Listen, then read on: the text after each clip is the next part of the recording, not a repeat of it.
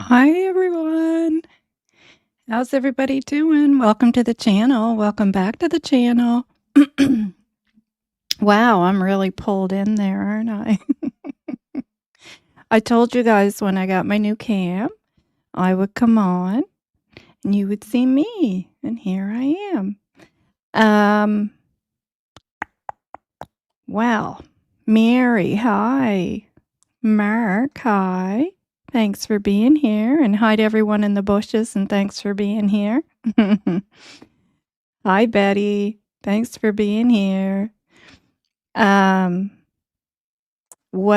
there is a lot, isn't there, that has come out the last couple of days, that's for sure. So let's start off with, hi, Polar. How are you? Thanks for being here. Cindy, hi. Hi, Cindy from Ontario. Thanks for being here. Oh, I guess I know why that was so pulled in, because I was sitting back further when we'll do this. Yeah, I was sitting back further and then I get up to do something. So we are, of course, going to go over the new updates regarding Lily and Jack Sullivan, who have been missing since May 2nd. They were last seen May 1st, went missing from Garlick Road, Lansdowne Station, Pictou County, Nova Scotia. Most of you that are here so far are very familiar with this case. Hi, Donna. Hi, Bobby Joe. New info. The meat and potatoes for sure, eh? Yep. Now, I don't know if you guys did hear the Globe and Mail,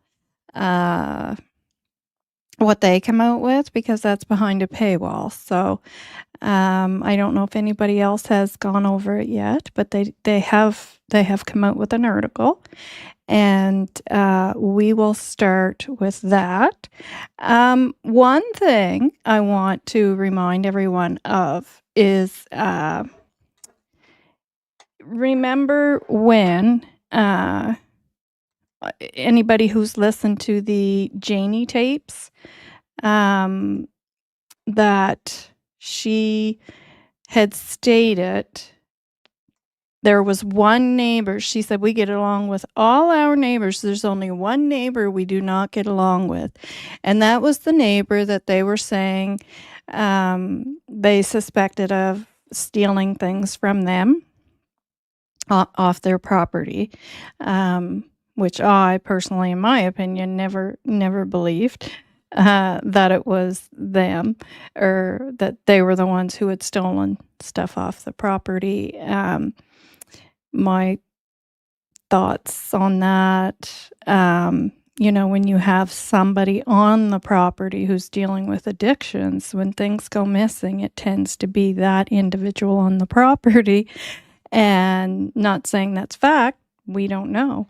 But that was my first thought. Anyways, so just as a reminder, thank you. It's natural curly, so I don't do anything to it except wash it, of course. It's going to get brighter and darker here because it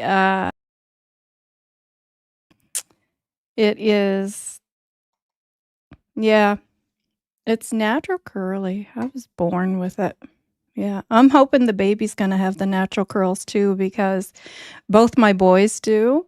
So I guess it's a waiting game right now because his hair's still growing in. So yeah, the sun is off and on here, so the sun will come right through the window in front of me, and then it'll go away, and then it'll come back, and so yeah. So where was I? Yeah, so just a reminder of that in the Janie tapes, she had spoken of saying there was one neighbor who they didn't get along with, and her exact words were, we get along with all the neighbors except that one, just that one. So I want to point that out because if you have not all heard, there's two neighbors who actually spoke with our CMP about what they recounting what they heard that night. So yeah, so that. Another thing that keeps popping into my head is the fact that Daniel had stated on the Drunk Turkey show that he said, I don't know why it says 4 questions because there was 5 questions and on the polygraph test. And I thought, okay, so when you read that in the documents about the polygraph test, what it states is that he was truthful in 4 questions. So my mind keeps going back to that did yeah, exactly, Polar. 2 neighbors now, right? So, how do you backtrack on that now and try and say, well, it's 2 neighbors that, they don't like us and they're just making this because apparently that is what Daniel is saying. He said on Mike Demands last night, or yesterday or whenever that was on. But yeah, no, Janie distinctly stated that they get along with all their neighbors. There's only one neighbor they don't get along with. And in Justin's, in the documents, Justin's interview with our CMP, Justin Smith, who is one of the witnesses who's in the article we're going to read, they had asked him that in that article, in the interview, and he had stated he's never had any issues with them. He gets along with them. So, which is probably why they asked him that.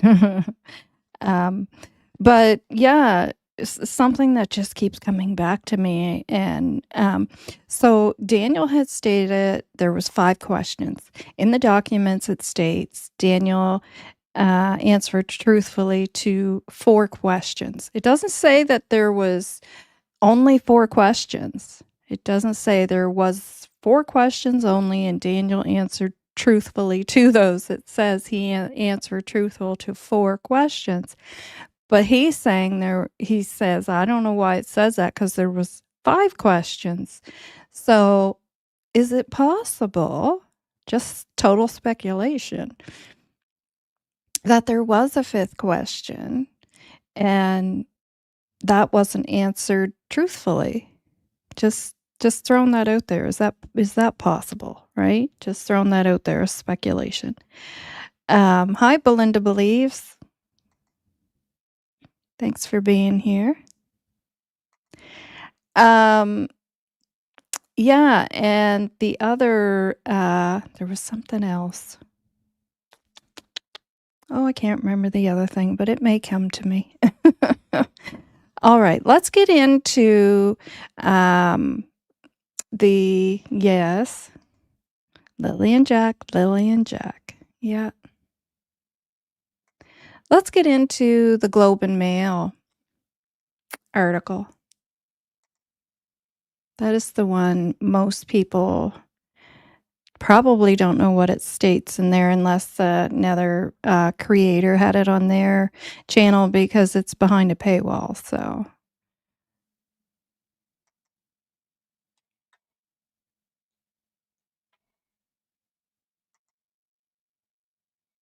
So I will go over and read that, and I'll let you guys. I'll keep that. Well, I guess I will bring it up because you guys like to see, to make sure what I'm reading there is accurate.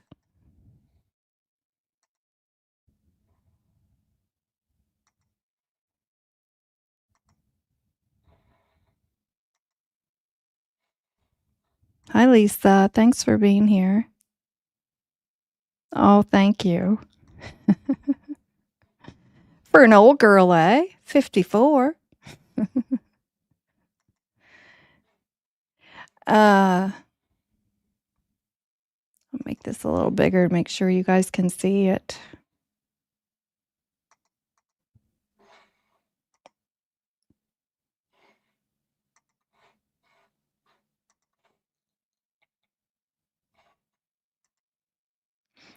Let me get a little bit bigger.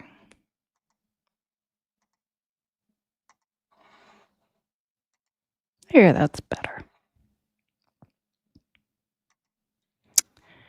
Okay.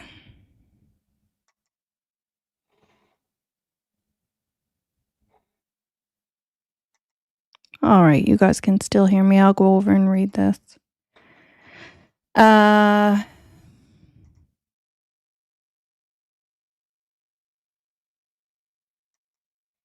So, this is the Globe and Mail. Thank you to the Globe and Mail.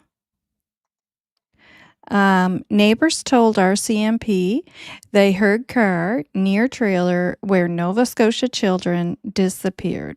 And there's Jack and Lily. Precious.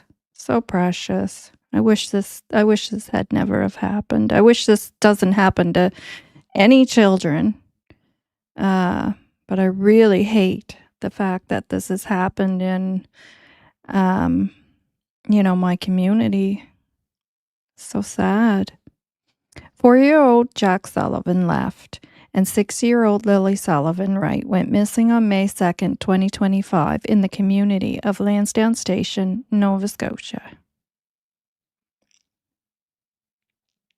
2 neighbors told the RCMP they heard a vehicle coming and going near the trailer where Jack and Lily Sullivan lived in the early hours of the morning, shortly before they were reported missing, recently unredacted court documents say.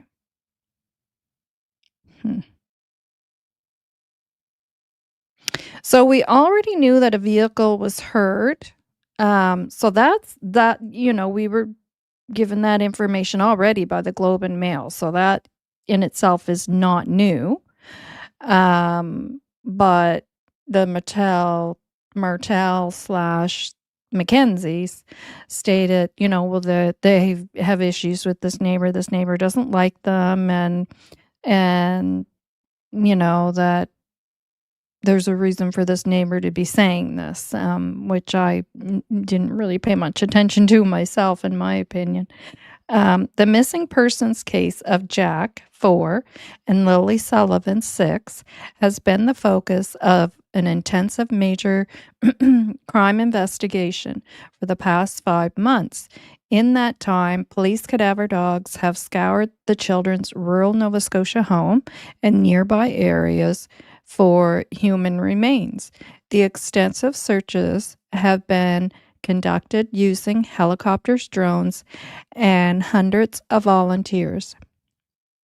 The children's mother told police her kids wandered away from home in the backwoods hamlet of Lansdowne on May 2nd.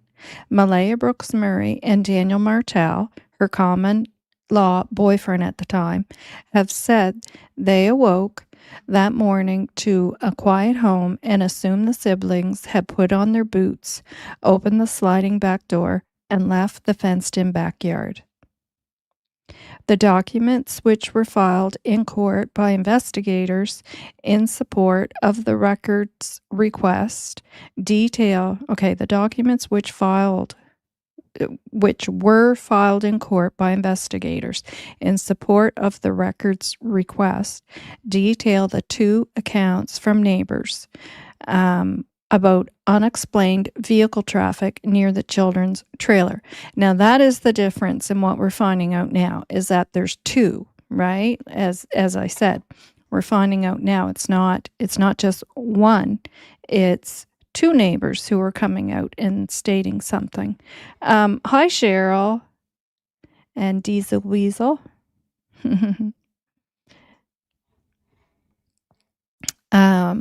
Yeah, so that is the difference there. And that's why I say keep in mind that Janie said we get along with all our neighbors except 1, because I don't believe that they knew there was 2 neighbors who had spoken with our CMP. The Globe and Mail. Okay, the previous Martel and Miss Brooks. Where was I there?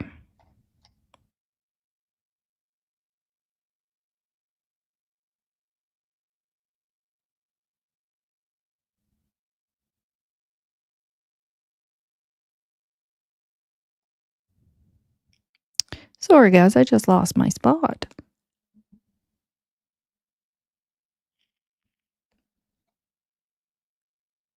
Okay, so previously more heavy documents released in August. A previous, more heavily redacted version of the court documents was released in August, but the RCMP later agreed to lift some of those redactions at the request of the Globe and Mail, CBC, and the Canadian Press. Okay.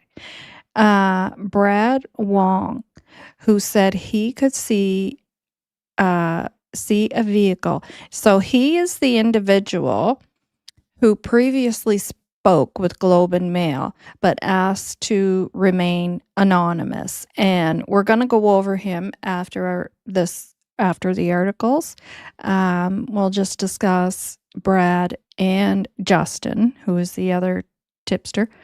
We'll go over them a little bit more. Okay, so Brad Wong, who said he could see vehicle lights over the treetops from his elevated home, told police on May 9th that a loud vehicle came and went from the area of the trailer 3 or 4 times after midnight and into the early hours of the morning. He reported to police that the vehicle would drive off into the distance and he could hear it stop and then return. Mr. Wong told police he remained in earshot the entire time that night. The Globe previously published a story including an account from Mr. Wong claiming he heard the car coming and going 5 or 6 times, but agreed not to identify him because he said he was concerned about speaking publicly about the case. In an interview Friday, Mr. Wong said he came forward to police and agreed to be identified by the Globe because because of Mr. Martel's account that he was home all evening on May 1st into May 2nd.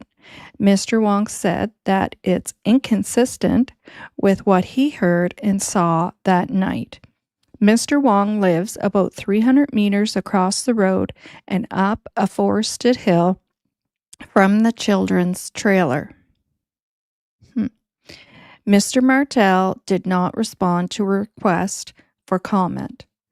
Reached by phone by the Globe and Mail on Friday, Ms. Brooks Murray, who previously told police she slept through the night, said she didn't hear any vehicles coming and going from the trailer overnight before her children disappeared. Now that's interesting because she usually doesn't speak to media. So it's nice to hear that she's actually said something. So, not that she said much, but she said something. Ms. Brooks Murray recently issued a statement to the volunteer missing persons group, Please Bring Me Home, describing how she misses Jack and Lily and asking the public to come forward with information that might help locate them. She told the Globe that she hopes that message resonates. Another neighbor, so now here's the second neighbor. Now, this is not the one that Janie and Daniel had spoken of previously, saying that they don't get along and all that stuff, and that the other neighbor's just making it up to cover his own butt, blah, blah, blah, blah. Okay, so another neighbor, Justin Smith, told police that he heard a vehicle in the vicinity around 1:30 a.m. He said he heard a car turn around by the railroad tracks near the area where police found Lily's pink blanket and imprints of child-sized boot prints. Police later determined those imprints matched the type of boot Lily was wearing when she disappeared. Mr. Smith told police the car made a noise and then went quiet for about 2 minutes. So, it kind of sounds like somebody was in there, got out and did something, got back in the car. And then after that, he said it drove towards Laird Road, which is in the same direction as the trailer where the children live. The court documents still contain significant redactions, including details that police say must be withheld or risky compromising. Including details that police say must be withheld or risk compromising their investigation, such as specific questions asked on polygraph tests. Records police have sought and some of the people they have interviewed.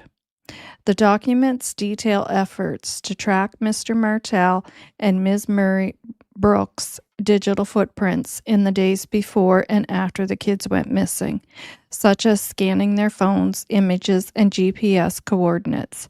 That includes attempts to corroborate the mother's story about calls she made in the hours after their disappearance. A probe complicated by the fact that she later deleted the Text Plus app on her phone. But they were able to gain that information because it was just the app that she deleted. She didn't actually delete her account. So with the account still being there, the information was still there. Telling police she didn't need it anymore. Doing so erased the data from her phone records, but not from the actual Text Plus company. The newly unredacted documents also reveal the challenges investigators have faced around online misinformation linked to the case. Now, all of this stuff is new details. They detail the RCMP's interaction with Darren Geddes, and that would be Darewood, a cousin of Ms. Murray Brooks. I know it says a cousin of Ms. Murray Brooks, but honestly, to me, he's more of a friend of the Martel / Mackenzies. But anyways, that's how it's worded. um, yeah. Uh, in June, as a guest on a YouTube crime show while using a pseudonym, Mr. Geddes speculated that Ms. Murray Brooks had dressed the kids on the morning they disappeared and put them in a vehicle with the intention of sending them to the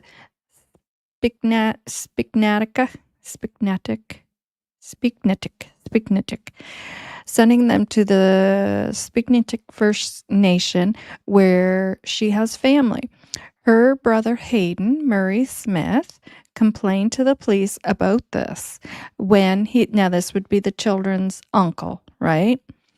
So this is Malaya's brother. So he actually complained to the police about this when he visited the RCMP's Bible Hill detachment.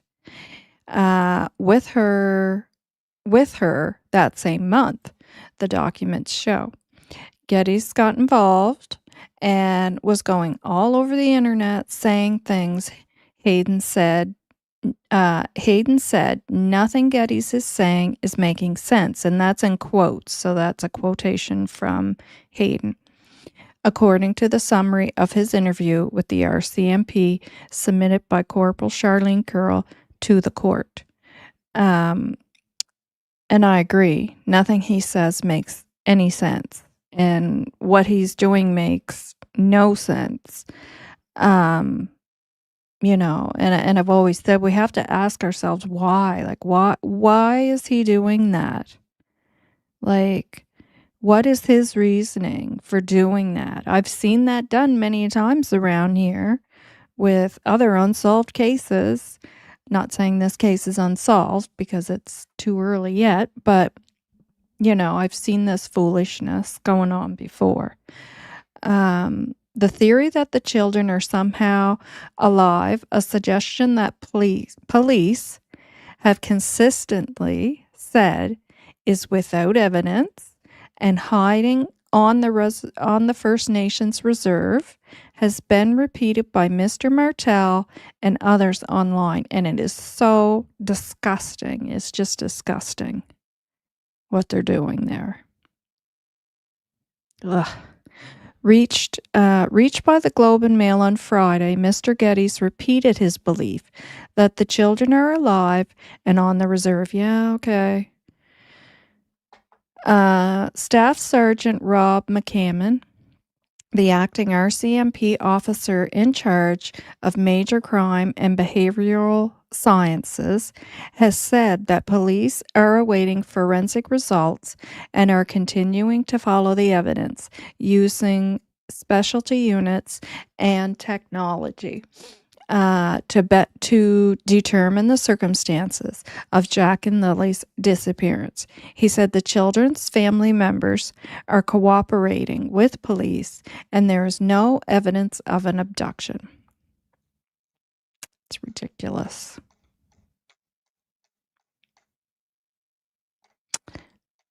I thought this was the article that talked about Malaya having a recording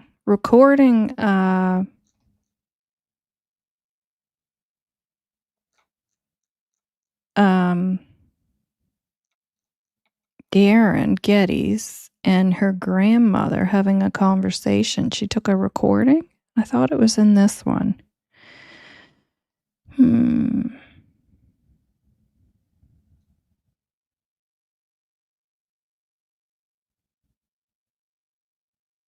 No, must be in the other one.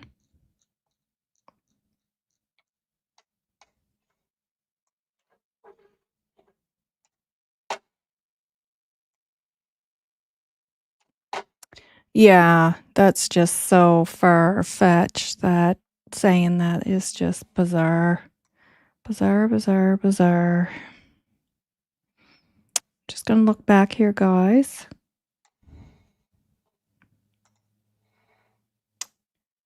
Who else is here? Okay. Cheryl, Lisa, Diesel, Ginger, hi. Thanks for being here. Polar, what? Daniel had nothing to say. Not in this one, but I think he had a little blurb to say with CBC. He's probably done talking to the Globe and Mail for good reason. Yeah. Yeah. Gosh, could DT be wrong and Daniel hasn't been cleared? Um, well, I don't know if you noticed his title for his video tonight, that this, why is this suspicious neighbor inserting himself? And I'm thinking, inserting himself? Do you think that RCMP are not going to get, collect information from the neighbors and listen to what the neighbors have to say about what's going on around them, especially once the children were not found? Like, it's just so bizarre. But anyways, I shouldn't be doing that because that's another creator, but I'm sorry, I shouldn't do that. But you would think that everyone would be grateful that these two witnesses came forward. Exactly. Exactly. I am. I'm very proud of them. And I mean, the one who does have a background, he did get caught stealing stuff. I mean, it's on it's in the papers. Um but and it was 9 years ago. But especially when you're an individual like that who has had a criminal past yourself, and now you're going to draw attention to yourself, which, I mean, I don't know if he's doing criminal activity anymore. He did the crime, he did the time, and I can't accuse him of that now. That was 9 years ago. But, um, for someone with that type of background to now draw attention to themselves and come forward, yeah, I give credit to both of them for sure. M has attempted to corroborate Daniel and Janie's no vehicle movement claim. Well, she's saying she didn't hear anything. She was sleeping, maybe she didn't, right? Don't know. Just she's, don't know if it's the truth or not the truth, right? Don't know. But yeah, she is. Diesel Weasel. I can't. Thanks for being here. For sure, Ginger's mom, but not Daniel and Janie. Jen, hi. Thanks for being here. Yeah. Polar, that puts up red flags for me. Yeah. Yeah. Good afternoon, everyone. Carla, thank you for being here. It's a sinkhole, Ginger's mom. Hi, Kent and Novah.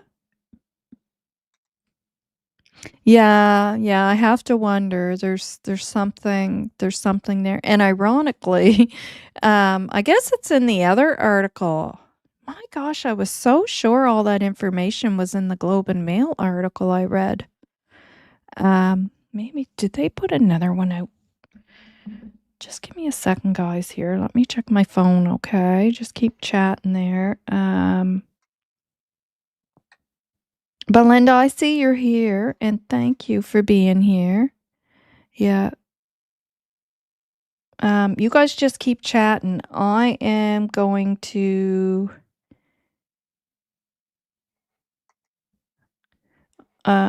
check something here because I thought for sure that was the Globe and Mail that was more detailed. Anybody new that come in that I have missed? Hi, and thank you for being here.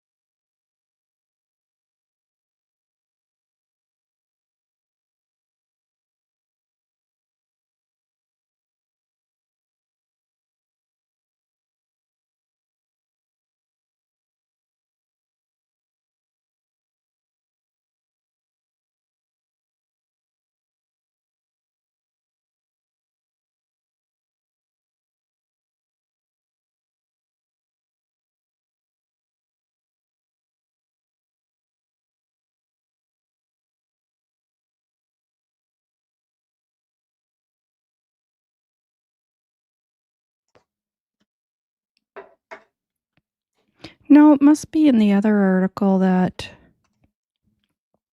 we're going to go over. So Daniel's place is 130.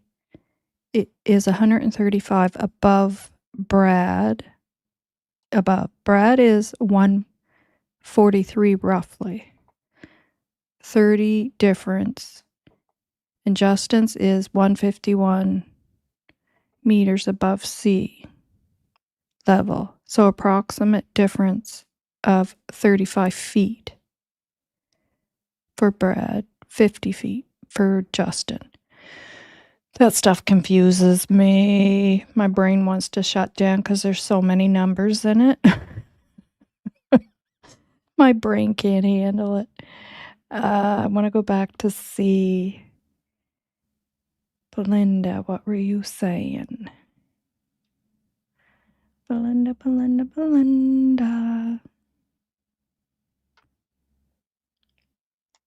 Okay. If it was foggy Thursday night, Brad could very well see car lights. True. True. And I'm pretty sure it was foggy. The weather around that time we were having foggy weather.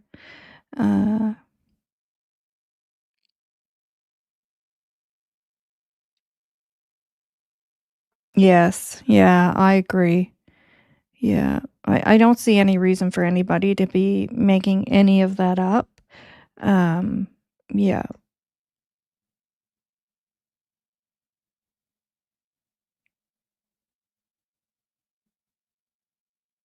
Yeah. About the fog. Yeah. I agree too. He may have seen the outcasts of the lights, yes, but he would not see the lights turn in and out of Daniel's driveway. But that's in your opinion. Myself, and I'm sure the RCMP have done this because they're not idiots. I would have to see it for myself. I would have to, and that's just how my brain works. It has to be so factual for me. Outside of, speculation, if you're speculating. But I would have to go there and see that all for myself. Like I couldn't even go on Google Maps and measure this and measure that and do all that because for me it would have to be visual. I'd have to go, I'd have to be on that incline myself, and I'd have to see for myself if it was possible. And I'm sure our CMP have done that. I mean, that's part of investigative work, right? Yeah.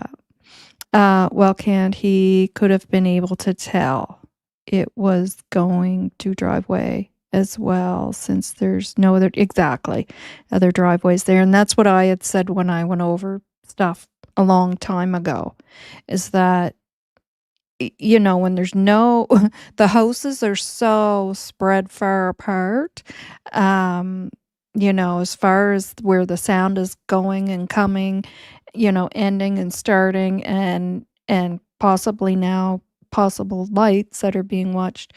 It's kind of obvious, right? Total speculation, and again, in my opinion, because I'd have to see it for myself. Like, I almost feel like I wanna go do a test myself to see what you can see.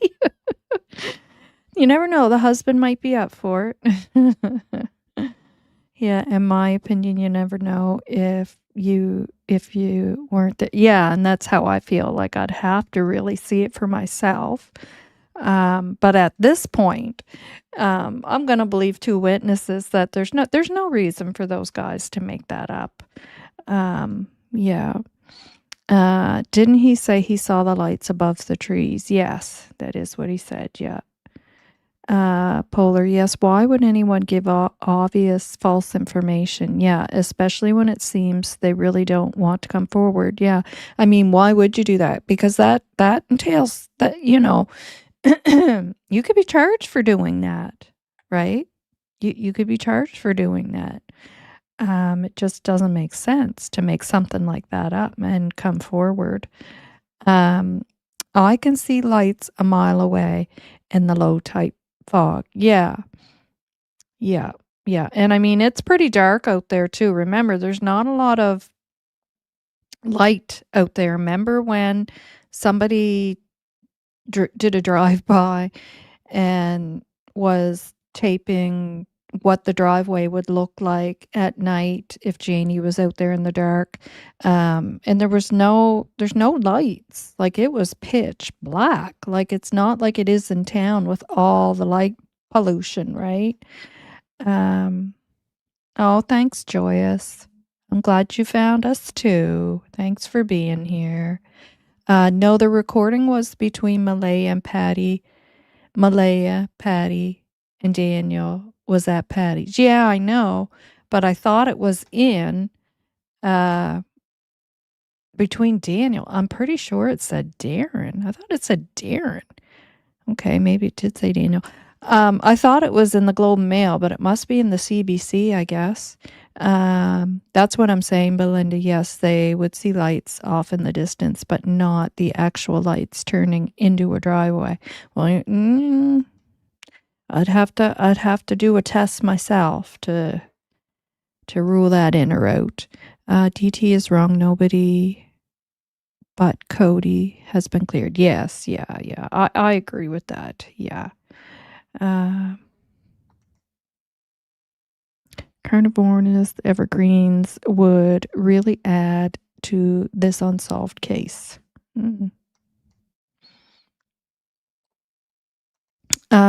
Which guy was the thief? Wong.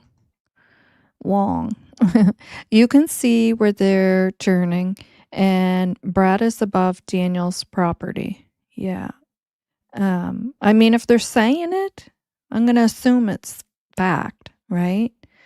Yeah.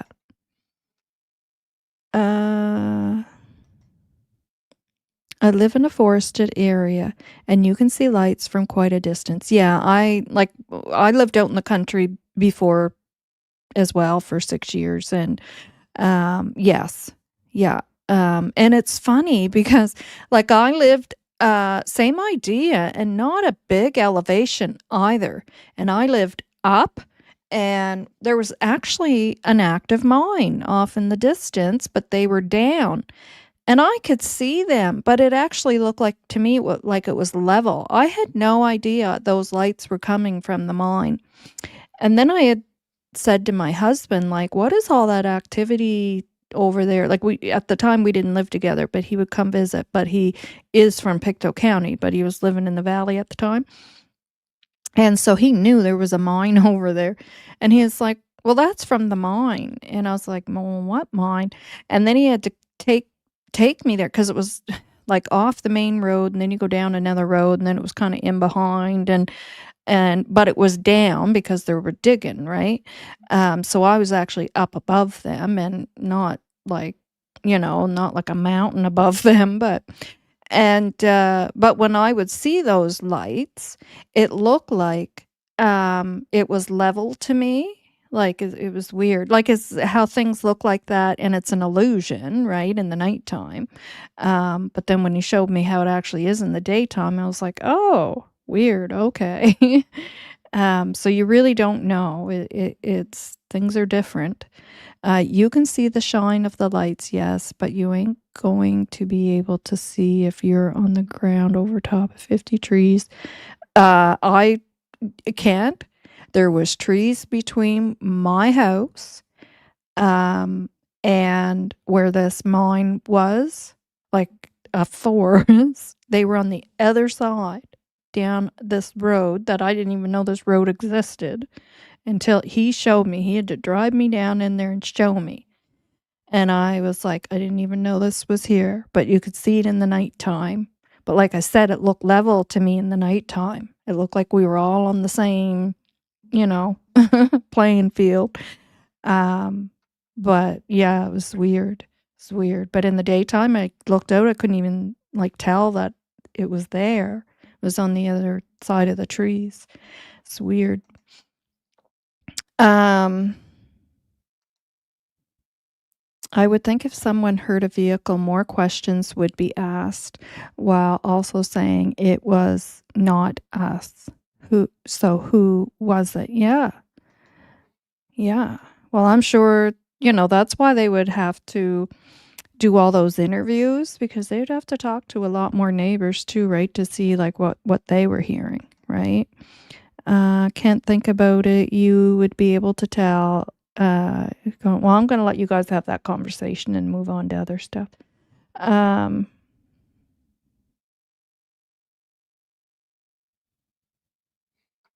yeah, when lights disappear. Yep. Mm,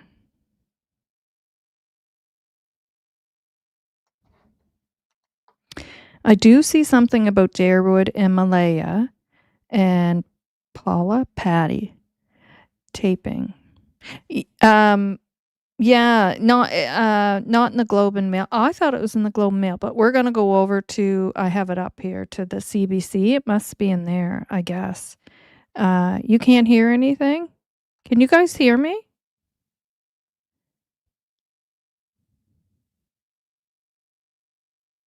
Jeez, don't tell me you guys are chatting all that time and I'm talking away and you can't even hear me. That'd be funny.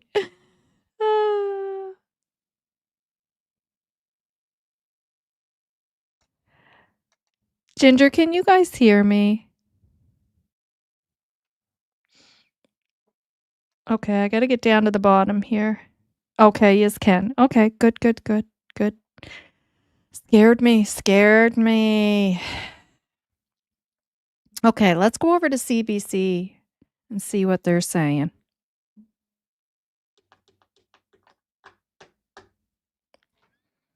Mm-hmm. Yep.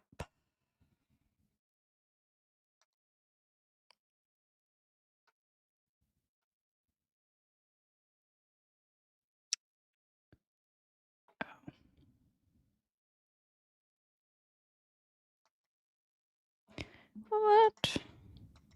No, gotta remove that.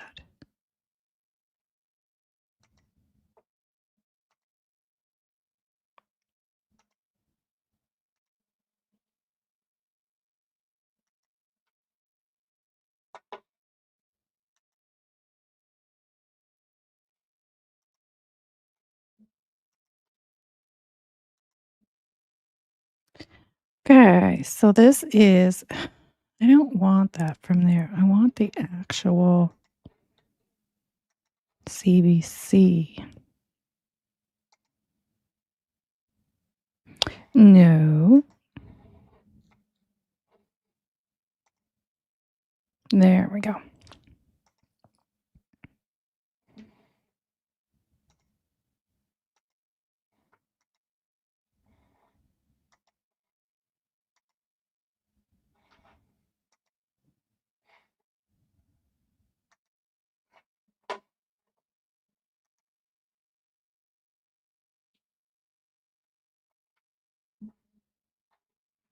All right. Witnesses describe, just a second. I'll take myself off camera while I'm reading this.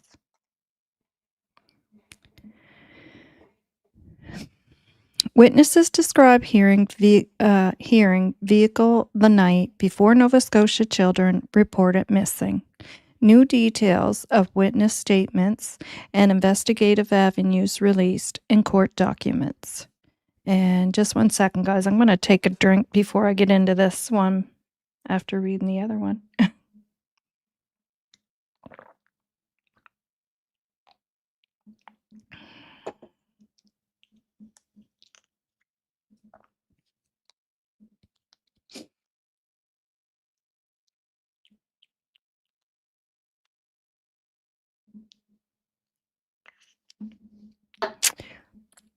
So, two people who live near Jack and Lily Sullivan's home told police they heard a vehicle coming and going in the middle of the night, just hours before the Nova Scotia children were reported missing, court documents show. The new details from eyewitnesses are laid out in redacted records that were previously released in August at the request of CBC News, the Canadian Press, and the Globe and Mail on Friday. New details of the case were released after CBC News fought to have some redactions lifted. The documents contain court applications filed by investigators for permission to conduct searches for phone records, banking records, and video related to the case. They include unproven statements by police. Now, I just want to explain when it says unproven statements by police. Like, it sounds like they're saying it's not true. That's not what that means. It means that there's statements that are given, and that it is not proven to be connected to anything yet, if that makes sense. So just one second and I'll read you guys something, unless I X'd it out. Okay.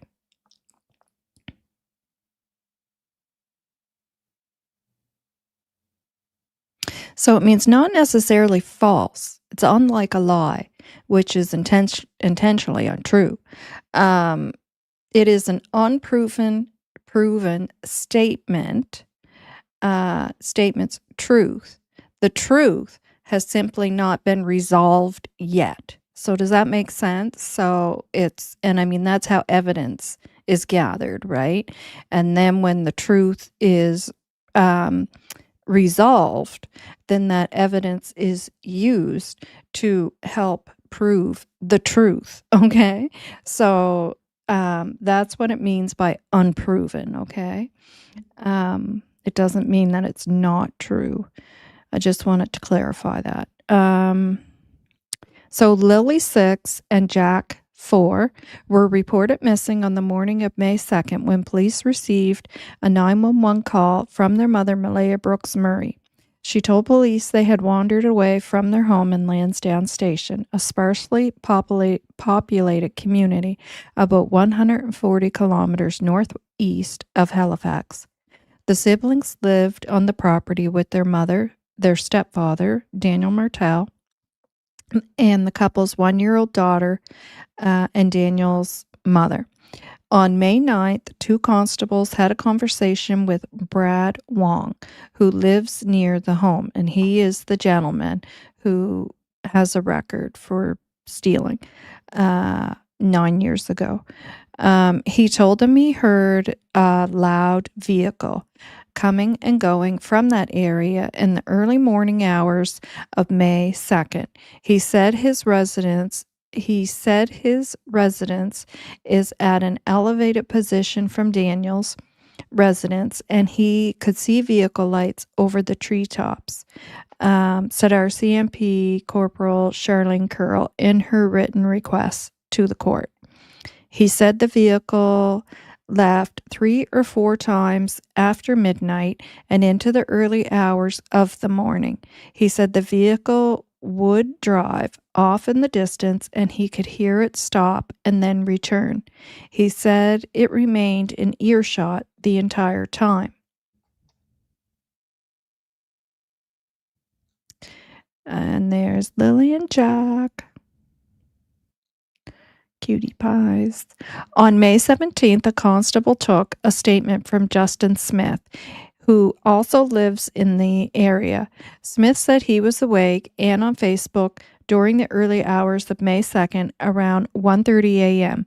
He heard a car on Highway 289 turn around by the railroad tracks near the area of Garlick Road and Lansdowne Station Road. That intersection is near the home where the children went missing.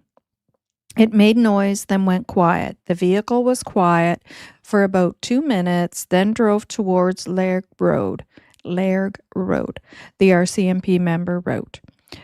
Justin Smith later spoke with Brad Wong, who informed him Daniel's vehicle came and went 5 or 6 times that night.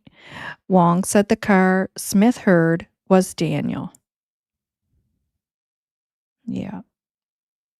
So, and that's new for us to find out that he specifically said that. Yeah. So that's a little map there to show you.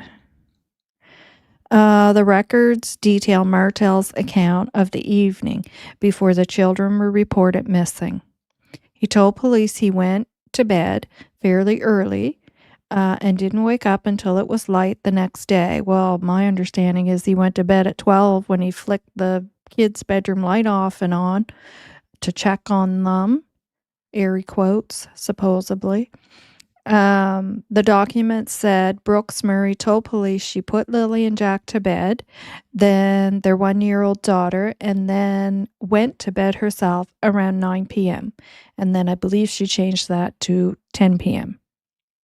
She said Martel stayed up and was going to clean the house for her, but it wasn't clean when she got up, so she doesn't know what he did. Malaya said she was not woken up throughout the night and does not know when Daniel came to bed, the document says. And then, as the other article had a little bit of a... they called her and she said that she did not hear a vehicle. Okay, so in a phone interview Friday, so Daniel spoke to CBC, Malaya spoke with Globe and Mail. In a phone interview Friday, Martel said no one from the family left the property that night and they did not have any visitors. He said the only vehicle that left the yard was on the morning the children went missing, when he took Murray Brooks' SUV to look for the children. It was not loud by any stretch of the imagination, he said. Martel said the RCMP never asked him about the vehicle coming and going. No, I don't imagine they did. I know the investigators work hard, said Martel. They're exploring every lead. Brooks Murray has not responded to interview requests. An investigator's comment in the same document said that as of July 16th, the children's disappearance was not believed to be criminal in nature. The RCMP declined a request for an interview Friday. The records also show that police interviewed one of Brooks Murray's relatives, Darren Geddes. Well, I would say he's more of a friend of the Martel and Mackenzie family than anything. Oh, I still got hold please up there. Hi, Allison. Hi to everyone who's come in to the room. That's right, Jen, if you're talking about his car at Earl's, it never said that it couldn't run. Yeah, it said there was things that had to be fixed on it that made it not roadworthy, but it didn't say that it was undrivable. Yeah. There's Mr. Geddes, everyone. Take a good look. There he is. Very credible individual there. Geddes is believed to have appeared on a YouTube true crime show, It's a Crime and Shame, under the pseudonym Derwood O'Grady, where he put forward a theory that Malaya put the children in a vehicle and sent them away before reporting them missing, which is total, absolute bullshit. Sorry, but I'm just going to say it. It said Geddes noted his comments. He noted his comments could be wrong, could be speculation. But what he said previously was 1,000 ironclad, correct. Ironclad 1,000%. I don't know, however you say that, but that's what he said. Darren Geddes has suggested in social media posts that Malaya may have been involved in their disappearance, but this is his theory. Like, can you imagine your children missing and then you've got this idiot coming along saying this crap? Like, for the love of God. Ugh. He has also suggested he might know the location of the children. Yeah, okay, Darren. Yeah, and there's $150,000 reward, and you're just going to keep that to yourself. Mm-hmm. An RCMP investigator wrote, on May 30th, 2 RCMP members met with Geddes, who told them he spoke with Martel a few weeks after the kids went missing and also spoke with Patty Pearson, Brooks Murray's grandmother, about the investigation. The constable said Geddes was confrontational. Well, of course, because, you're not supposed to be discussing with him. It should be him demanding from you, Geddes was confrontational and evasive to questions asked of him and wanted police to provide him with information about the investigation, the document said. Yeah, well, I'm glad it said that because I believe that. And like I've always said, like, you have to ask yourself, like, what is the deal with him, right? And I actually think I actually did say that I think he's just trying to get information out of them. But, I don't want to be accusatory to a certain degree of anyone, but I mean, there's something very wrong in all of that. There's something very wrong. Like what is his goal there? Like, why? And as I always say, birds of a feather flock together. And he certainly comes off as more of a friendship with the Mackenzie Martels. Yeah. He became upset when his questions were not answered. Yeah. On June 26th, Brooks Murray gave police a video recording. Okay, so let's make sure we get this straight. On June 26th, Brooks Murray, so that's Malaya, gave police a video recording of a phone conversation between Pearson and Geddes. So it's not Daniel Kent. It's between Patty and Darren that Malaya gave a recording between those two to the police, and there'd be a reason why she's doing that. So I'm very happy to hear this stuff because it does show me that Malaya is doing something. Yeah. Who is Pearson's first cousin? So Pearson is Malaya's grandmother. Patty Pearson is Malaya's grandmother. Malaya's grandmother and Darren are first cousins. So Malaya took a recording of them, gave it to the police. She also went to the police with her brother and spoke to them about what he's doing out there, spreading this stuff out there. With concerns over it. Of course, why wouldn't they? The conversation was recorded on the evening of June 21st, and it's not clear if Geddes knew he was being recorded, but there appeared to be an expectation of privacy, the document said. So whatever they were listening to, it seemed like it was supposed to be a private conversation. Yeah. CBC News interviewed Geddes on July 4th, and he shared similar theories. However, the information could not be verified. No, of course it couldn't be. The children's disappearance in May sparked an extensive grid search that spanned 8.5 square kilometers of mostly dense woods and involved about 160 ground search and rescue volunteers, service dogs, drones, and helicopters. The mysterious nature of the case, fueled by a lack of answers, has garnered international attention. Last week, RCMP announced that cadaver dogs did not find human remains in searches conducted around the property and in areas of high probability in the community. In an interview, Staff Sergeant Rob McCammon reiterated that the case is still being investigated under the Missing Persons Act and is not a criminal case. Yep, and that is that, guys, of that.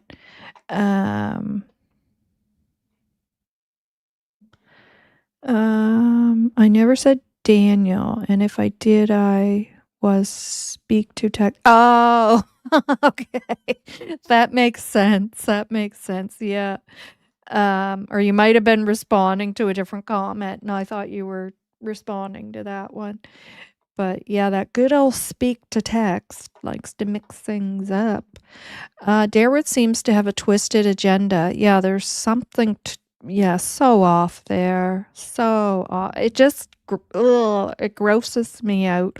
And I've seen it here before in the county on other cases, and how there's people that come out and there is an agenda and they just twist things all to heck.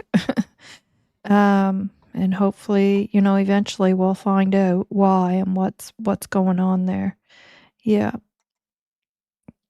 I won't become it won't become criminal until those silver bracelets are put on someone. Yes. Yeah. Um yeah, if the children are found and it's determined something nefarious took place, right? Yeah, but at this point, it's better off being treated as a missing persons case as far as, the doors it opens for them. Yeah. Just going to go back here. Hi, Neuro.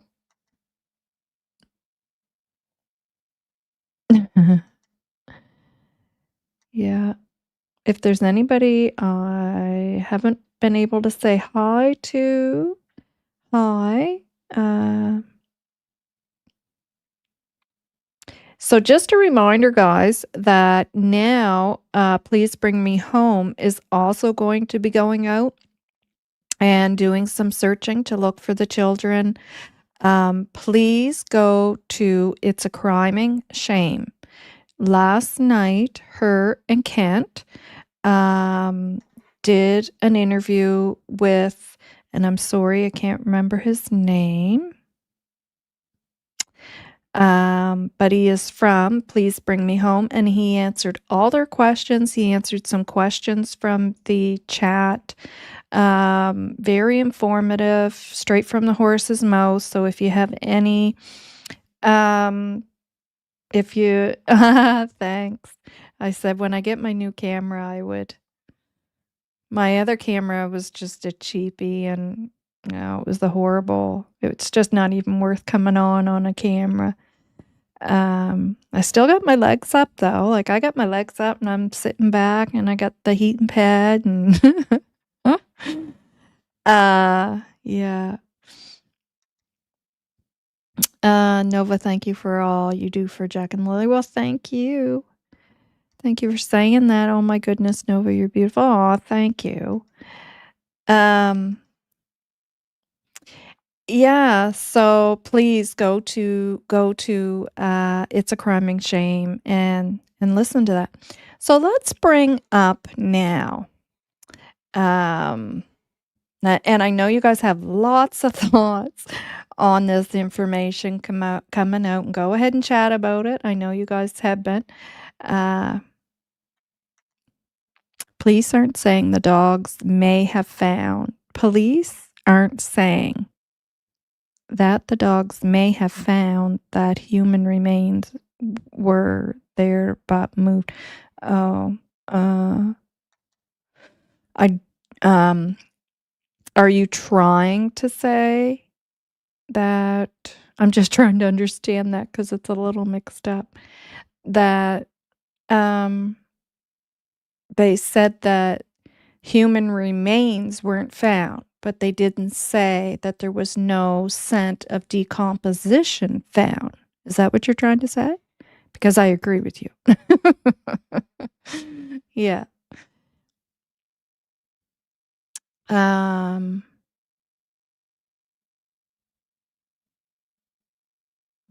yeah, so don't forget about that, that Now Please Bring Me Home is involved with the Jack and Lily Sullivan case. Okay, so I'm just going to look for those two articles there's two articles. There's one about Justin, not that he was stealing. It's like these guys are total opposites. These two witnesses, total opposites. And you'll see what I mean. Um, so I will bring up and I mean, this is public knowledge. This is on the internet. I'm not doing anything by bringing this up and sharing it with you guys. So I'll bring up Brad's first. Okay, so just give me a second here while I go look for it.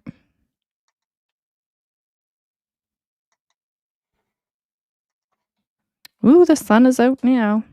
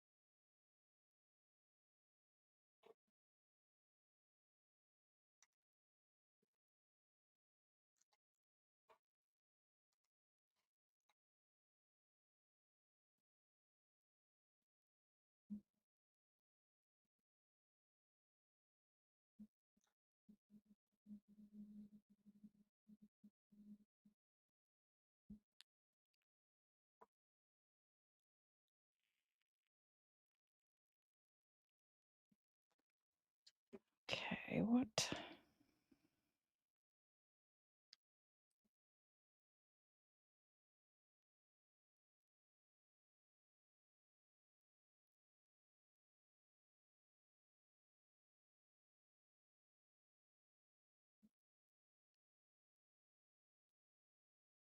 Hmm.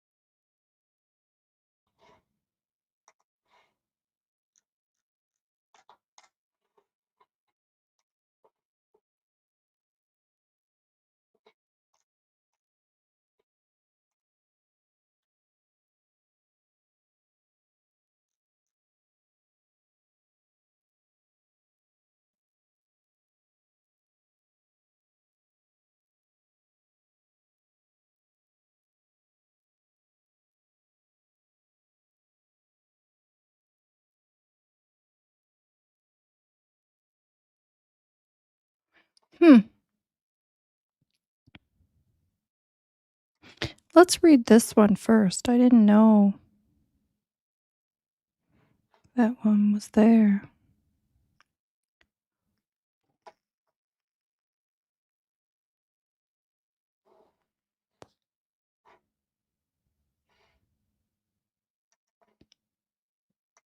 I hope you're loud puffing that on YouTube. Maybe you'll get in trouble for doing that.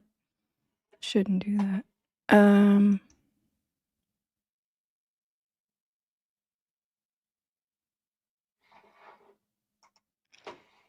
This one looks like it's about drugs.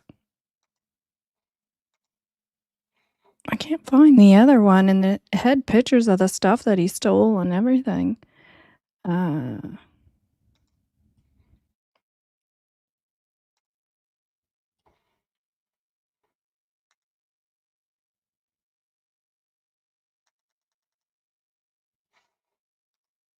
You guys see that?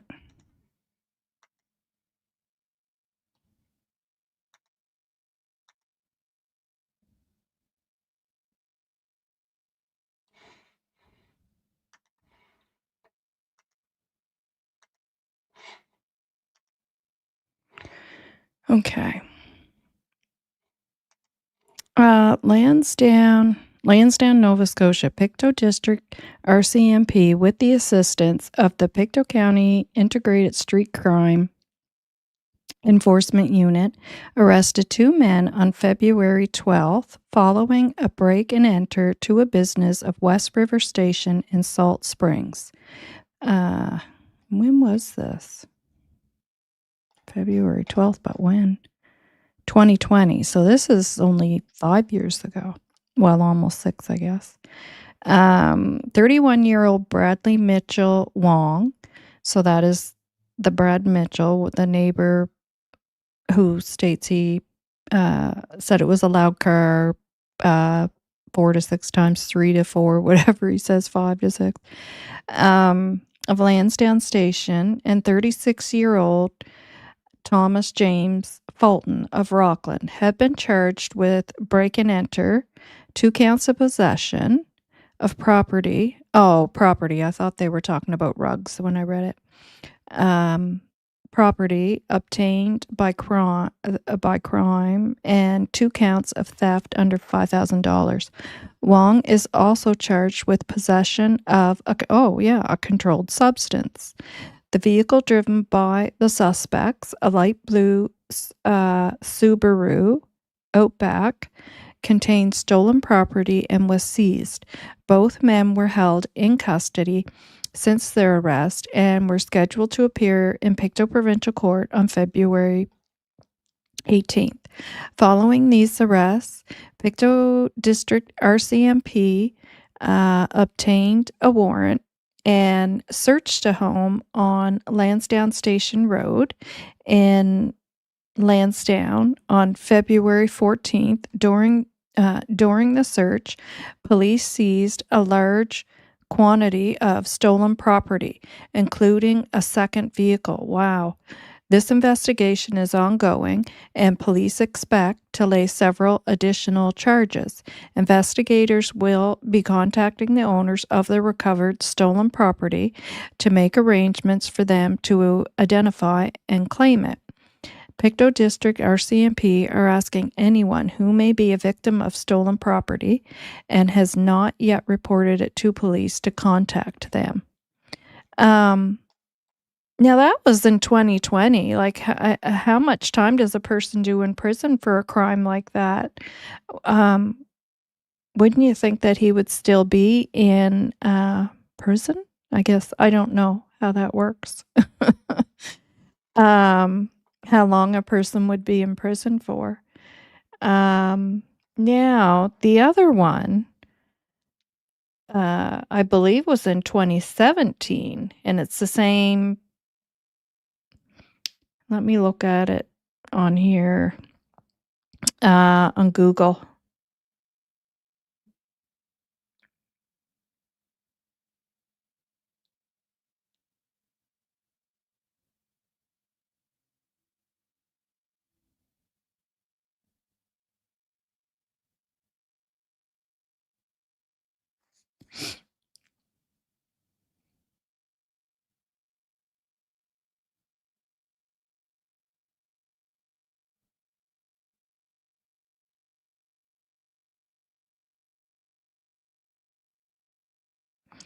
And it had actually shown a truck that they had to take to the property to put all the, um, stuff that was stolen in the back of it, um,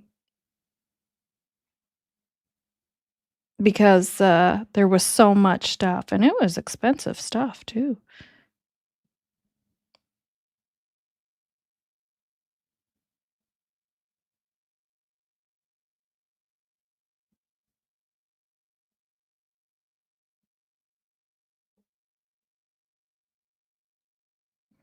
No, maybe it was just the 2020. I don't know why I thought I read 2017.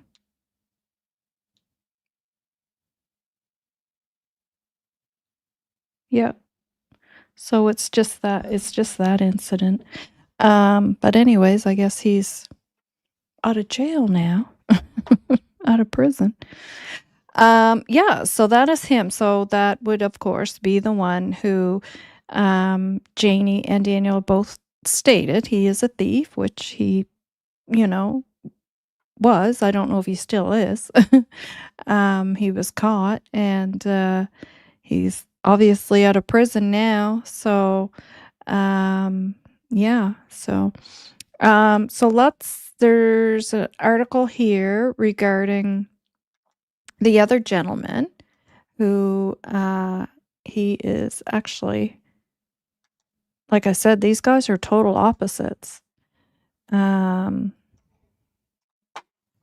his name is Justin Smith.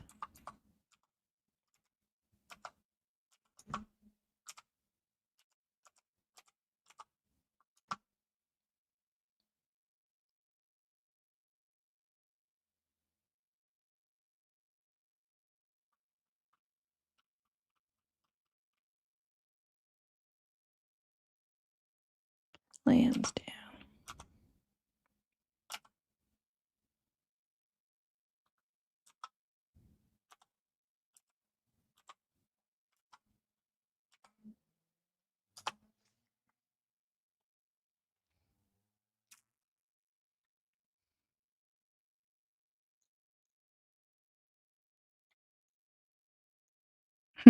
It's hard to get the other stories to come up now because, of course, everything that comes up is about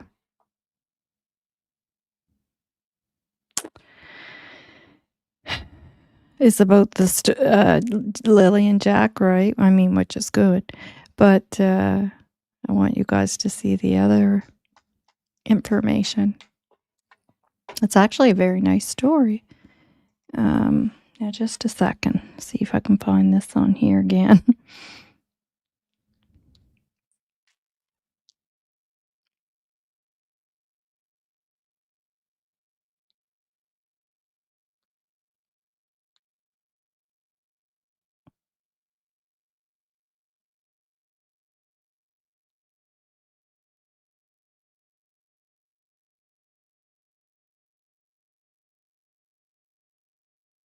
Okay.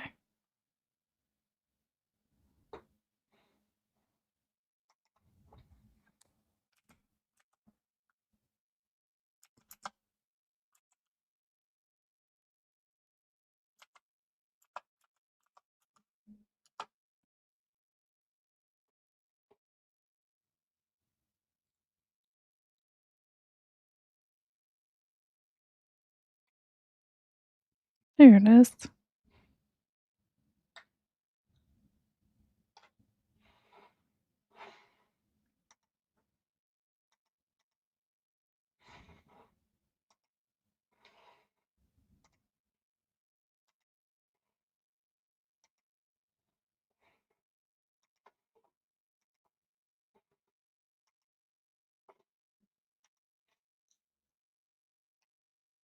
So that's actually him there.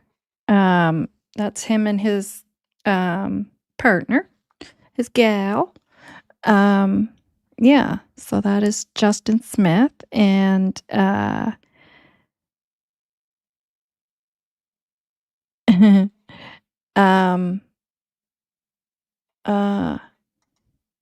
In Nova Scotia, Canada, the maximum penalty for break and enter theft is life imprisonment.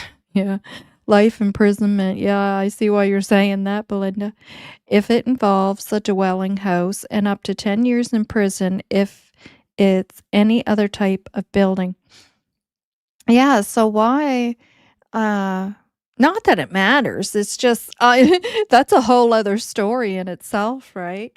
The Canadian justice system, but it just when I read the charges and that they found, some rugs on him as well, it just struck me that, wow, that was just 2020, so that like, he's out already? That's kinda weird. Yeah, and Belinda, yeah, I agree. Wow, I don't know anyone who served jail time like that in Nova Scotia, yeah, for a crime like that, as well. Yeah, so that is, Justin Smith. I will also show you what, the other fellow looks like as well. We'll have to go over to, uh yeah, I can show you a picture of what the other fellow looks like as well. So I'm gonna read this article because you're gonna see how these guys are like polar opposites. So you see all the plants there. Yeah. Uh, Corey Cessaloni, I hope I'm pronouncing that correctly, and Justin Smith have started shelves and shelves of plants in their living room. Oh, it's their living room. But when the weather warms up, their business moves outside. They grow a wide range of vegetables, including heirloom tomatoes, and belong to a local seed saving collective while bringing life back to a rural property that had not seen farmed in decades. Corey and Justin began farming with a goal of personal self-sufficiency, but by the time this summer's garden produce is ready, they will be feeding 30 Pictou County families. So they donate food to Pictou County families. We wanted to see if we could feed ourselves for a year, and we managed that with lots of leftover. That's amazing that they actually did that and ended up with lots of leftover. I want to try that. um, Right now, rows and rows of tiny tomato plants and vegetable seedlings are edging upward under heat lamps on movable shelving in the couple's living room. Outside, a truckload of seafood compost is ready for spreading. Smith is plowing fields for planting, and when Cecilini gets a spare minute, she is collecting recipes she can hand on to her customers. So the couple met in California, and Smith lured Cecilini to Pictou County with the promise of a farm. They began farming on leased land in Glengarry. And we've heard of Glengarry because that is where Melissa lives, where she did the interview where they had collected her cameras. And are now working their own farm, Hilltop Homestead, a in Lansdowne. Cecilini, who grew up in New England and studied environmental sciences, is a full-time farmer, while Smith, who is from Lansdowne, supplements the farm income with another job that they hope will not always be necessary. 3 years ago, we began something called community supported agriculture, where people invest in your farm and share whatever vegetables you grow, explained Cecilini. For their first customers were Neighbours in the East River Valley, but the number of shareholders has doubled each year. They all know our story and can visit the farm if they want to. Well, now we're putting it out there even more. I'd love to visit your farm. uh, those who have been with us are tuned into the growing season and know we practice organic farming, she said. Between July and October, each customer can count on a weekly half bushel basket filled with 8 to 11 different cleaned and bunched vegetables, depending on what is ready for picking. Um, We've found there is a lot of support for local food. Some people just want fresh food, and others are concerned about food security. So, our goal is to slowly, carefully expand our business, adding that they hope to feed 100 families within a few years. Okay, so it's a business. I thought it meant that they had donated some of their food.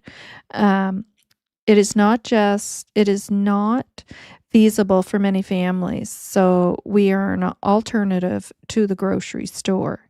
Yeah, I'm not going to read that whole thing, but it gives you an idea, right? So again, there he is, Justin Smith, one of the witnesses. It just gives you an idea of the difference between the two of them, between these two neighbors. Just interesting. Now I will go over to, I'm going to take myself off camera here. I'm going to have a sip of my water, and I'm going to go get a picture of the other fella to show you.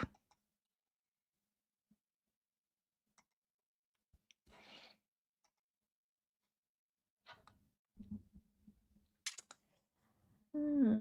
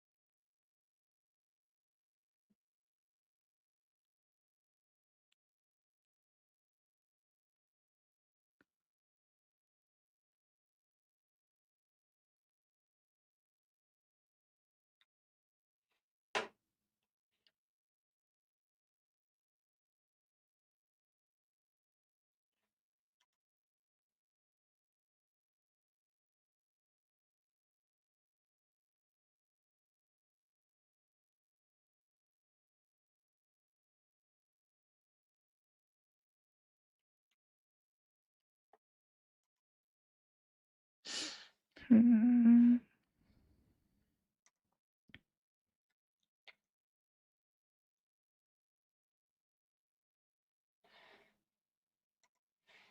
Okay.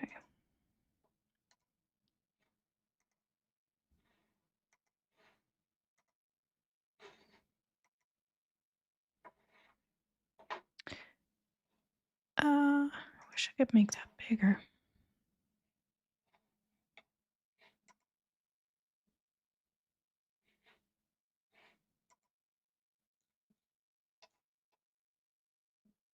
I guess that's as big as I can make it. But that is him. You can see how they're like total opposites. It's kind of funny. Yeah, and that's from a Facebook post. And that is him.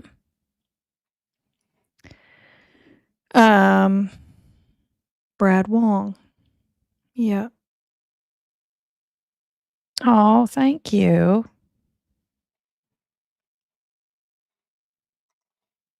Thank you, Mark. Thank you very much. That's so sweet. You were just trying to make me smile, weren't you?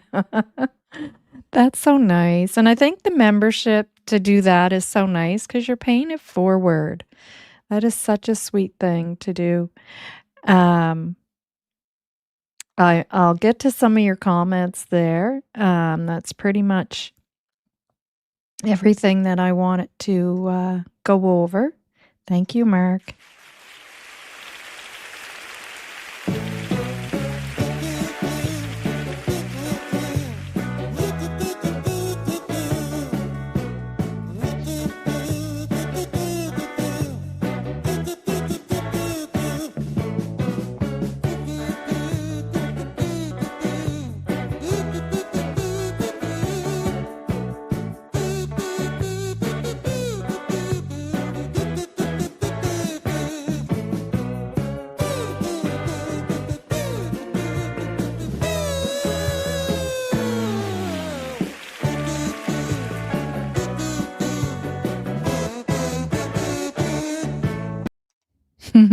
Thank you.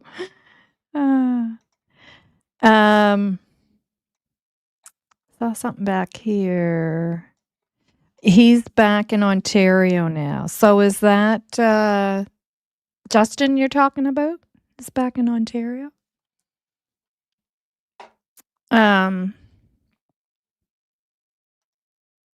There, we'll put them back up there. That's much better to look at.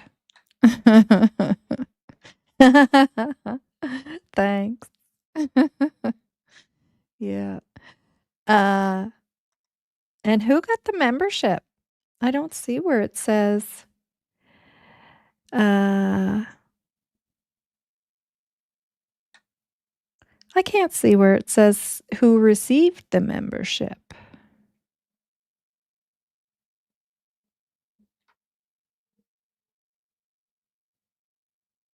Did Belinda get it?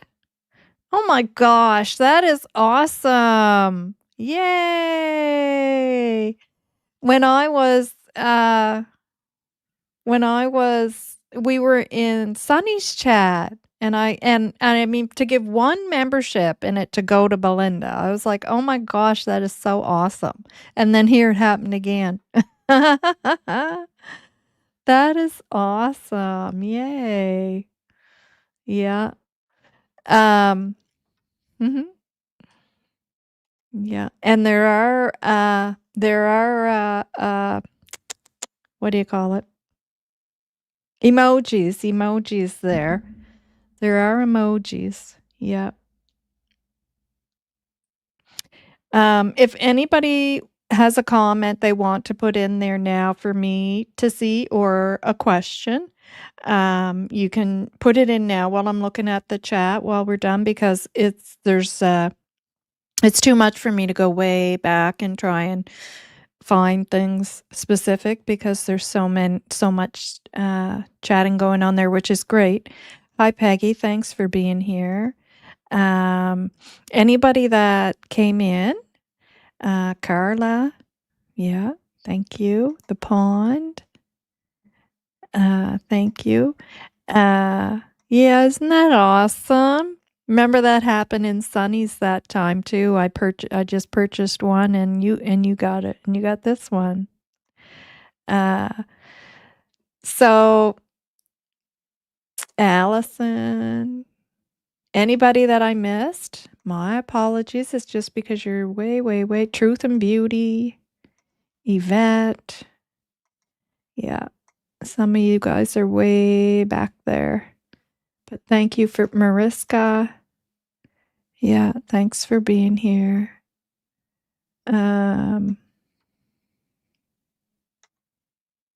Oh, yeah.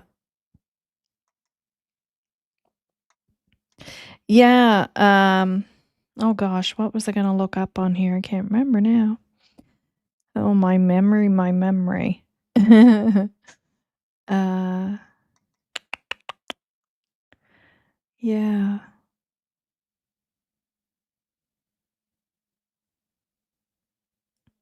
Oh my gosh, I know I was gonna look something up on my phone. Yeah, I can't remember. Who knows? Who knows? Yeah. Well, guys, I do have company coming today, and as much as I usually like to try to do 2 hours, and as much as I would love to stay on here, um, I do have company coming. So, I'm gonna have to say goodbye. Um, yeah, so and we'll just keep up with, the information. Sailor Moon, hi, I missed you. Thanks for being here. Yeah. So we'll just keep up with the information, right, that's coming out and, keep on keeping you guys updated. Oh my god, the curls get fuzzy, fuzzy, fuzzy. Yeah, and, like I said, go over Root Strength High. Go over to It's a Criming Shame and listen to the gentleman from uh, uh, Please Bring Me Home and hear what he has to say about what they do and the questions that he's answered. Yeah, and all of that good stuff. Okay. Yeah, lots of love to you, Belinda. Much love to you, Nova, and all you beautiful people. Well, much love to you. Um, you're always in my thoughts every day. Oh, thank you, Neuro. Yeah, yeah. Um, Yep. So bye bye, everyone. Lots of love, lots of positive vibes. I will show the missing persons and unsolved cases at the end. And then you'll see my cute little grandbaby. Once you see him, you know it's time to walk out the door. So that's his cute little face. I like to end with his cute little face. Oh, yummy, yummy. I don't know what I'm gonna have today, but yeah, I have company coming, and the grandson will be here, so I have to pick something he can eat. Yeah. Oh, thank you. Nova, you're so beautiful. You remind me of a fairy tale god. Aw. Yeah, I know my grandson loves me. I'm his fairy tale grandmother. All right, guys. Thanks for being here. Lots of love, lots of positive vibes. Take care. Yeah.